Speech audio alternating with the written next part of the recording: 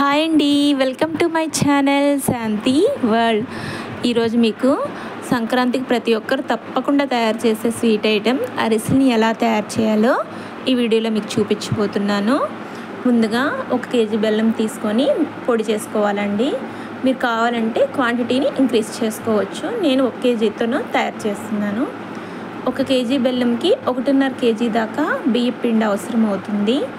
బియ్యంని నైటే కడిగి నానబెట్టుకొని పొద్దున్నే లైట్గా తేమ ఉండగా మరాడిచ్చి పక్కన పెట్టుకోవాలి.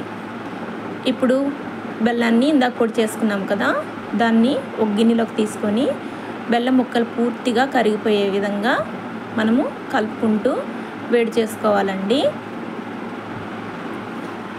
ఈ విధంగా కలుపుకుంటూ వేడి చేసుకుంటే బెల్లం ముక్కలు పూర్తిగా కరిగిపోతాయి. పూర్తిగా కరిగిపోయిన తర్వాత దీన్ని మనము వడగట్టుకోవాలండి. బెల్లంలో పీచు లేకపోతే రాళ్ళైనా ఉంటాయి, అవి మనకు అరిసెల్లోకి తగలకుండా ఉండడం కోసము మనం ఈ విధంగా వడగట్టుకుంటున్నాము. ఈ విధంగా పూర్తిగా వడగట్టేసుకున్న తర్వాత ఆ గిన్నెని మనము కడిగి పాకం కోసం రెడీ చేసుకొని మళ్ళీ పక్కన తీసుకోవాలండి.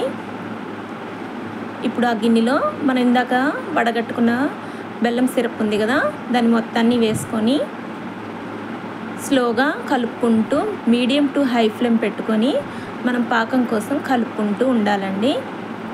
హై ఫ్లేమ్లో పెట్టిపోతే మనకి అడుగు మాడుతుంది, అందుకోసము మీడియం టు హై ఫ్లేమ్ పెట్టుకొని కలుపుకుంటూ ఉండాలి. ఒక 5 మినిట్స్ తర్వాత మనం పాకం చెక్ చేసుకోవాలండి. ఈ విధంగా పాకము దగ్గరగా వచ్చి ఉండలాగా రావాలి.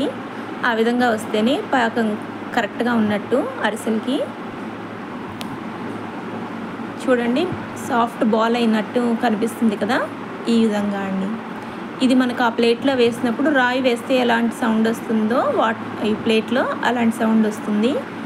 ఆ విధంగా వస్తే కూడా మనకి అరిసెలు పర్ఫెక్ట్గా వచ్చినట్లండి.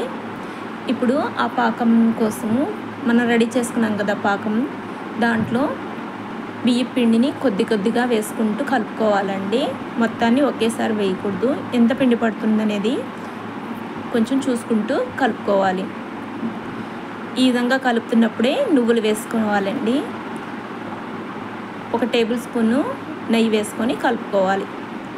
నెయ్యి వేసుకుంటే చాలా సాఫ్ట్గా వస్తాయండి పిండి కూడాను. చూడండి, అరిసెల పిండి రెడీ అయిపోయింది. ఇప్పుడు కాగుతున్న నూనెలో మనము అరిసెల్ని వేసుకోవాలండి. కొంచెం పిండి ముద్ద తీసుకొని చేతికి ఆయిల్ కానీ ఘీ కానీ అప్లై చేసుకొని ఈ విధంగా అరిసెల్ని తట్టుకొని మనము వేడివేడి కాగుతున్న నూనెలో డీప్ ఫ్రై చేసుకోవాలి. అరిసెల్ని 2 పక్కల ఫ్రై చేసుకోవాలండి, ఒక సైడే కాల్చుకోకుండా 2 పక్కల కాల్చుకోవాలి.